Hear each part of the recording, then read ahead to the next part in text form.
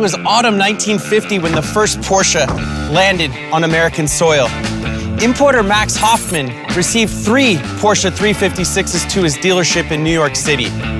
Nearly 70 years later, the love story between the US and Porsche is stronger than ever.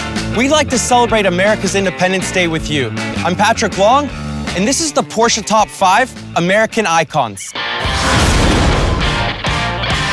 First car for us to review in our top 5 is the A Speedster. Model year 1958, this was a request from Max Hoffman specifically for the US market. The people on the West Coast wanted an open-top car, simplified. Visually, the first time I look at a Speedster, I recognize the lower windshield, a little bit more raked back, even removable for the racers on the West Coast. To me, when I look at a Speedster, I think about James Dean, I think about Steve McQueen. The heyday of West Coast and Porsche was alive and well.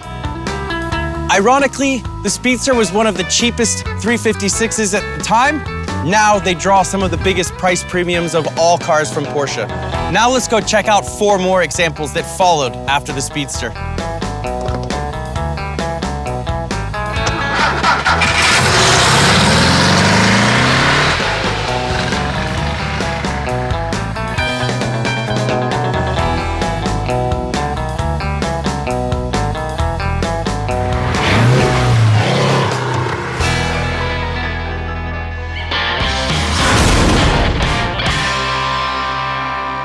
So fourth on the list is the 964 American Roadster. We're pushing more than 30 years ahead from the Speedster. 250 horsepower, the iconic 3.6-liter flat-six air-cooled engine. I love the turbo wide hips of the flares. You get the 17-inch Cup 1 wheels. This car really merged the open-top California cruising and a turbo stance, wide and aggressive, a lack of a rear spoiler, rear seat delete. It was lightweight, it was simplistic, very much a merger of 2 worlds. This car had a very unique look, sort of a jack of all trades.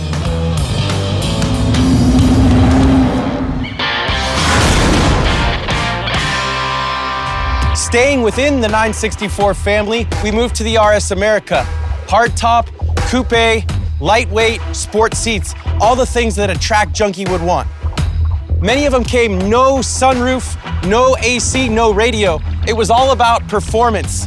You got a rear tail, more downforce, less weight. The American market wasn't able to have the 964 RS. Motorsport guys that were at Porsche at the time were really looking to answer the client's wish for an on-track, high-performance car. So Porsche made them the RS America.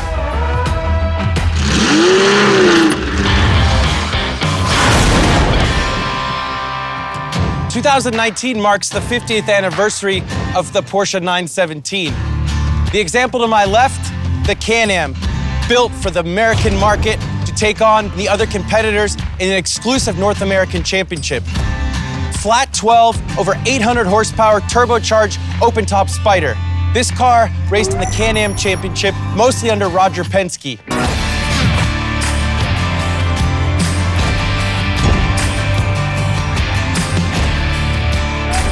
Personally, driving the 917-10 is one of the most memorable experiences I've ever had in my career.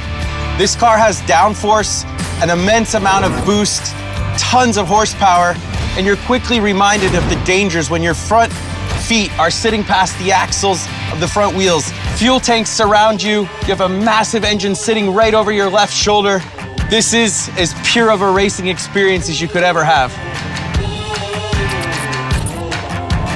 The 917 Icon, an unfair advantage, but I have one more for you. Let's go to GT land.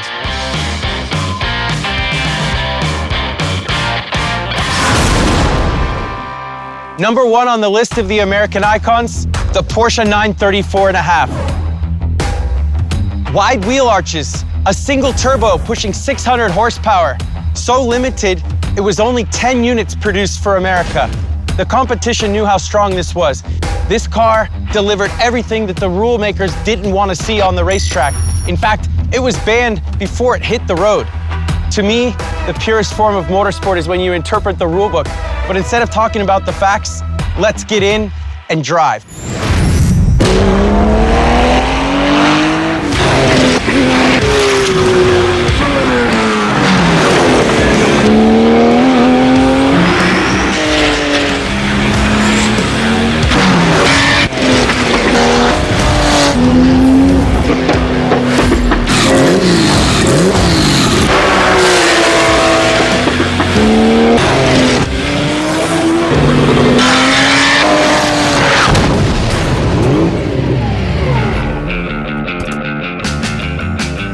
unbelievable cars to drive.